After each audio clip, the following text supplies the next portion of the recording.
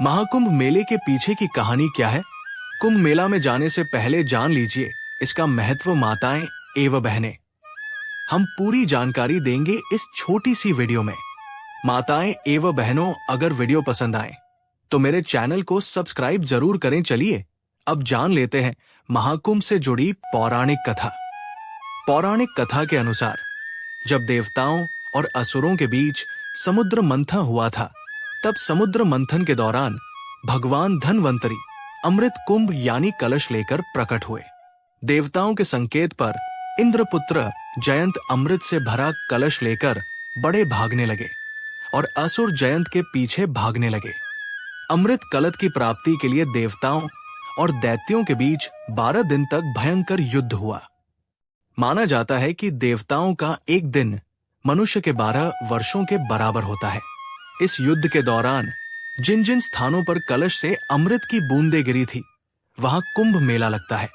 अमृत की बूंदें इन 4 जगहों पर गिरी थी: प्रयागराज, हरिद्वार, उज्जैन और नासिक। इन चारों स्थान पर कुंभ मेला का आयोजन किया जाता है।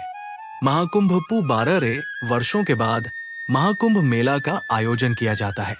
महाकुंभ सबसे बड़ा और प्रमुख धार्मिक अनुष्ठान माना जाता है। कुंभ मेला में लाखों करोड़ों की संख्या में श्रद्धालु आते हैं। कहते हैं कि जो भी व्यक्ति कुंभ स्नान कर लेता है, उसके सभी पाप मिट जाते हैं। इतना ही नहीं, उसकी सभी मनोकामनाएं भी पूरी होती है। महाकुंभ दौरान विशेष पूजा अर्चना, यज्ञ और अन्य धार्मिक अनुष्ठान आयोजित किए जाते हैं। संगम नगरी प्रयागराज में 13 जनवरी 2025 पौष पूर्णिमा से महाकुंभ शुरू हो रहा है। तो चलिए अब जानते हैं कि महाकुंभ मेले के पीछे की कहानी क्या है। साथ ही जानेंगे महाकुंभ का धार्मिक महत्व। महाकुंभ में स्नान करने से व्यक्ति के सभी पाप धुल जाते हैं। इतना ही नहीं, कुंभ में स्नान करने से मोक्ष की प्राप्ति भी होती है।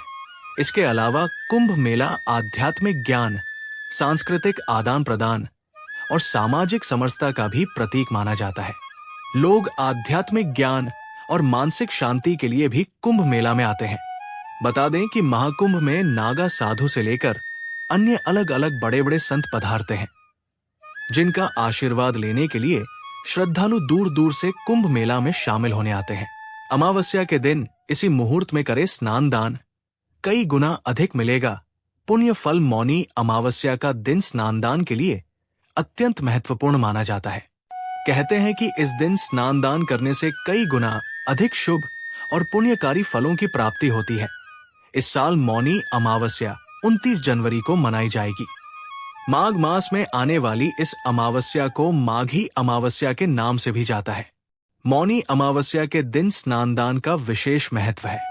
हर वर्ष मौनी अमावस्या के दिन तीर्थराज प्रयागराज में त्रिवेणी संगम में डुबकी लगाने के लिए श्रद्धालुओं की काफी भीड़ उमड़ती है।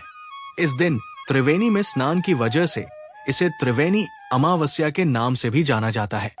वहीं अगर किसी की कुंडली में पितृ दोष है, तो वो मौनी अमावस्या के दिन स्नान के बाद दान करे। साथ ही पितरों का पिंडदान, श्राद्ध और तर्पण भी करें। ऐसा करने से पितृ प्रसन्न होते हैं और उनकी खास कृपा प्राप्त होती है। तो आइए अब जानते हैं कि मौनी अमावस्या के दिन किस मुहूर्त में स्नान दान करने सबसे अधिक शुभ और फलदायी रहेगा। मौनी अमावस्या 2025 स्नान दान मुहूर्त। पंचांग के अनुसार माघ माह के कृष्ण की अमावस्या तिथि का आरंभ 28 जनवरी को शाम 7:35 पर होगा। अमावस्या तिथि का समापन 29 जनवरी 2025 को शाम 6:05 पर होगा। मौनी अमावस्या के दिन स्नान दान के लिए ब्रह्मा मुहूर्त 29 जनवरी को सुबह 5:25 से सुबह 6:19 तक रहेगा। अगर आप ब्रह्मा मुहूर्त में स्नान दान करना चाहते हैं तो इसी समय करें, वरना मौनी अमावस्या के दिन सुबह से लेकर शाम तक का समय स्नान दान के लिए उत्तम माना जाता है। मौनी अमावस्या का महत्व। मौनी अमावस्या के दिन गंगा स्नान का विशेष महत्व है। लेकिन अगर आप गंगा स्नान करने नहीं जा पा रहे हैं, तो घर पर ही पानी में गंगा जल मिलाकर स्नान कर लें। ऐसा करने से भी गंगा स्नान का लाभ मिल सकता है। इसके साथ ही इस दिन स्नान के बाद गरीब या जरूरतमंदों को अन्न, धन और वस्त्र का दान करें। धार्मिक मान्यताओं के अनुसार अमावस्या के दिन पितरी अपने वंशजों से मिलने धरती पर आते हैं। ऐसे में इस दिन व्रत रखकर पवित्र नदी में स्नान, दान व पितरों को भोजन अर्पित करने से पूर्वज प्रसन्न होते हैं और अपनी कृपा बरसाते हैं।